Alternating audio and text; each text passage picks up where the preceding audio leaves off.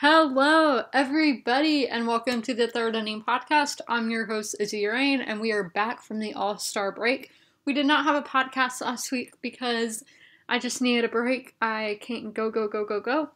I mean, I probably could because that's my personality, but there just wouldn't be as much to talk about, so I thought we would combine last week and then this past week and see what we come up with. So I don't have my microphone today, so I'm using just a built-in one on the computer, so what the sound is different, my apologies. So we are going to start with the team of the month for the July 1st, whenever that was. Or hold on, we already talked about that. My bad, I'm really messing up. So, on July 8th, this was at the end of the first half of the season. These are our AL standings. So in the East, we had the Yankees 57-31. I know the AL was blurry, but the NL wasn't, so MLB, get your act together. Tampa was 52-39. Boston 49-41. And Toronto 34-57. People hype the Blue Jays up so much, but I'll go on that rant later. And then the O's are 27 maybe to 62. So moving on to the Central, we have Minnesota is 56-33, Cleveland 50-38, the White Sox 42-44, Kansas City 30-61. That's bad. Then we had the Tigers at 28-57. And the West, the Astros are leading with 57-33. The A's are 50-41. Texas 48-42. I did not know Texas was up there. So then we had the Angels at 45-46. And the Mariners at 39-55. So going to the NL standings at the end of the first half is starting in the East, the Braves are leading 54-37. Then the Nats 47-42. And another overhyped team, the Philadelphia Phillies at 47-43. The Mets are 40-50. And the Marlins 33-55. In the Central, we have the Cubs at 47-43. The Brewers 47-44. The Cardinals are at 44-44. The Pirates 44-45, and the Reds 41-46. So I do think the Central would be really entertaining to watch. I don't watch a lot of Central games. I just don't. I went to some this season, but I do think that they are the one to watch if you want to be watching some good baseball because the standings are so close, or the rankings or whatever. So in the West, we have the Los Angeles Dodgers, 60-32. The Diamondbacks, 46-45. The Padres, 45-45. The Rockies, 44-45. And the Giants, 41-48. So our players of the week for last week were Gurriel on the Astros and Frazier on the Pirates. And we don't really have one set thing we're talking about this week. We are just basically wrapping up everything that happened in these past 2 weeks. So we had the Home Run Derby take place in Cleveland, Ohio. I love Progressive Field. Recommend going there. The staff are literally so nice. But I mean, that does that. I don't think I've been to a stadium with rude staff. In baseball, at least. In basketball, I have, and I've only been to one arena in basketball. So, Hornets, your staff were really rude, but we're not going to get into that. That was a few years ago. They may have been the Bobcats then, but yeah, they were. The security lady was rude, and I hope she got fired. Not really. But if you're gonna treat guests, like, treat your people, treat the fans well, because they paid a lot of money to be there. I mean, I didn't probably pay a lot of money for that, but still. So Trevor Williams tweeted this really weird tweet, so I just wanted to share it with y'all. He said, if Josh Bell wins the hashtag Home Run Derby, then I will release the first page of my Star Wars, Harry Potter, Princess Bride crossover fan fiction. Fingers crossed. So Josh Bell did not win, so we did not get to read that very strange fan fiction. I don't know if I'd want to read that.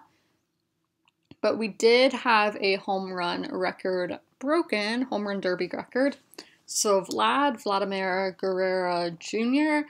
crushes 29 homers in the first round of the T-Mobile Home Run Derby, breaking Josh Hamilton's single-round mark of 28 in 2008. So then he broke his own record later, and we had like 3 ties with Vlad and Jock, and it was just going back and forth, back and forth. Now, I really wish Jock won. We talked about it last week. I had Jock winning. I made my bracket and everything, but he didn't win, and that's okay.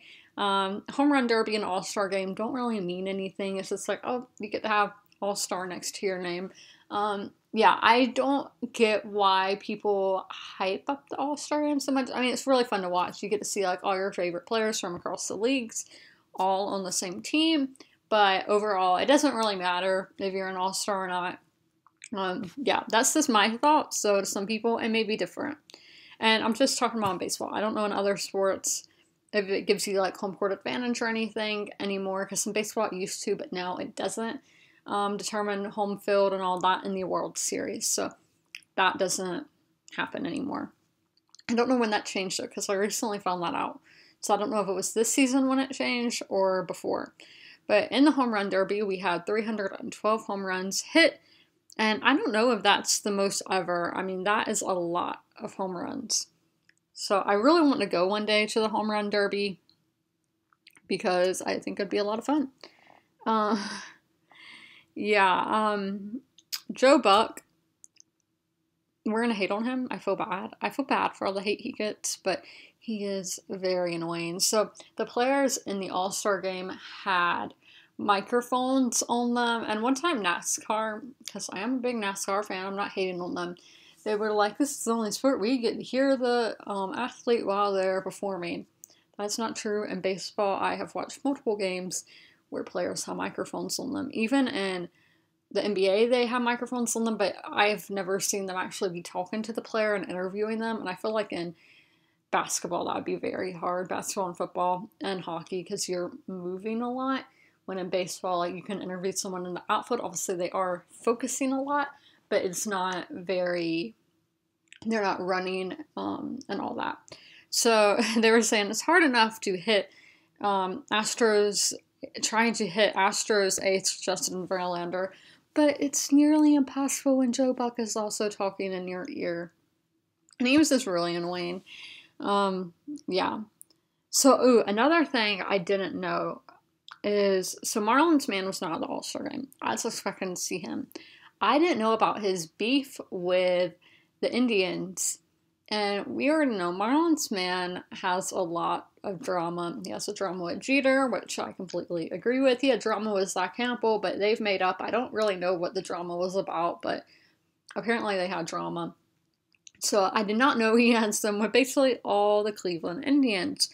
So he didn't go to that World Series a few years ago when they played the Cubs because Cleveland fans were like sending him death threats and all that, which I don't get why. Yeah, so if anybody knows anything else about that, I couldn't really find a lot, so tell me down below in the comments. So that's why he didn't show up to the All-Star Game, because the All-Star Game was in Cleveland, and he didn't want to deal with them, I guess. Yeah, Marlins man, I'm sorry you had to go through that. So now we're going to talk about something really cool that happened on the 13th here.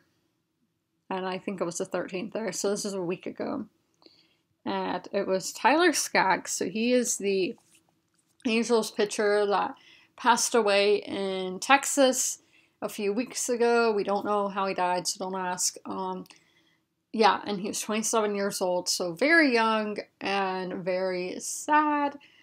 And so they had, the Angels were playing the Mariners, as I said a week ago.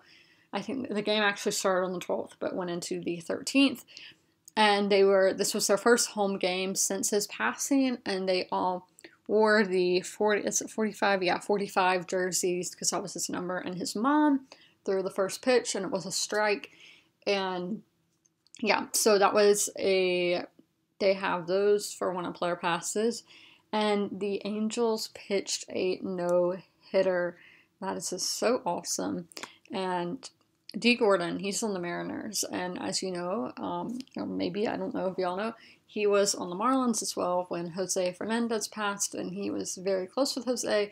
And he said, okay, I'm just going to read his quote. So he said, "I got one thing to say, and I said it 3 years ago, and I'm going to be done with it. If you don't believe in God, you might want to start. I said it 3 years ago when I hit the homer for Jose.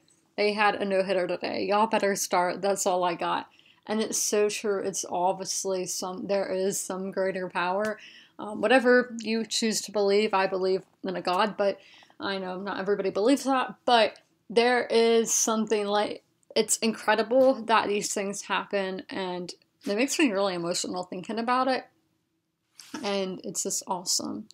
So another little stat is, it was the 13th on the East Coast when the game finished, which is in fact Tyler Skaggs' birthday, July 13th. The team won 13-0, throwing the 13th combined no-hitter in MLB history while repping number 45 on their backs. So that is just awesome and crazy, and yeah, awesome. I don't have a lot to say. So we are going to actually go and open some baseball cards now. These are the same company we've been doing, which is Topps, the Baseball 2019 Series 2. And I know I'm not reading scores today because I kind of forgot about that. And there's some weird thing on the back of this. Like,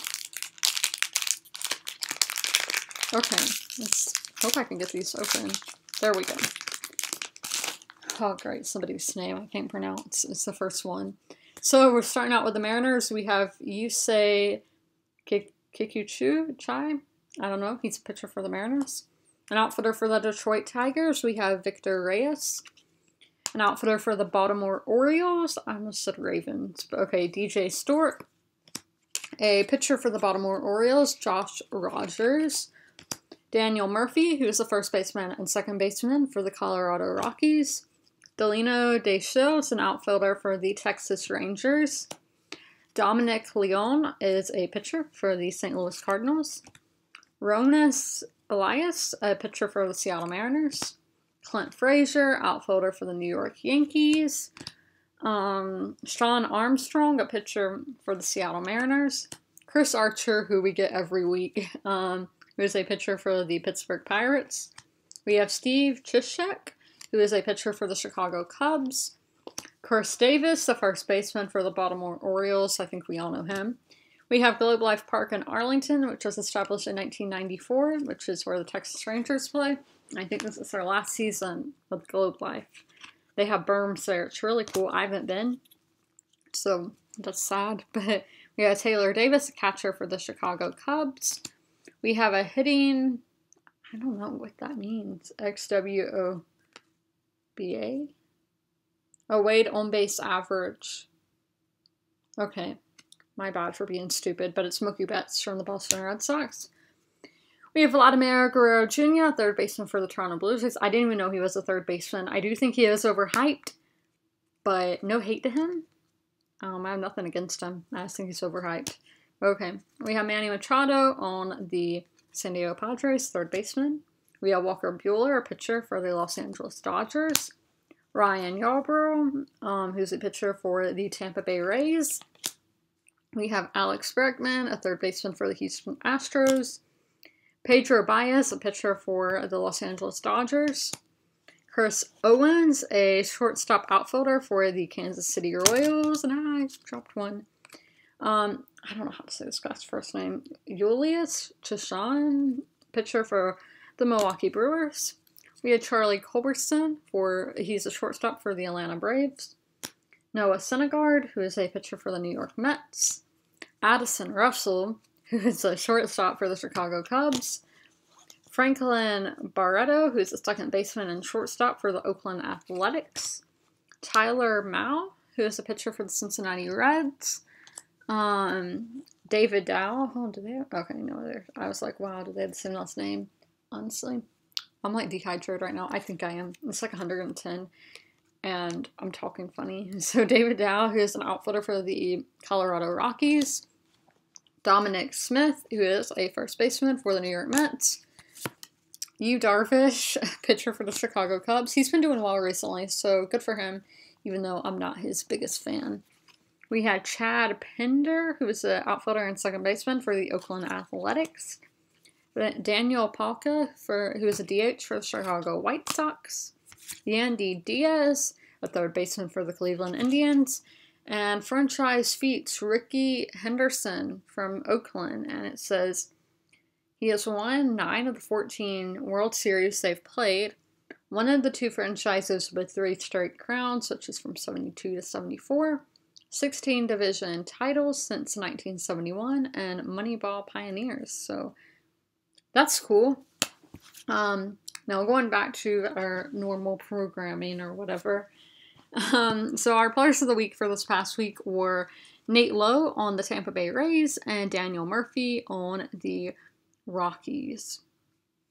I don't think we have that much more to talk about, to my knowledge. Yeah, we don't. So I thought this podcast would be a lot longer. It's probably because I didn't do scores and all.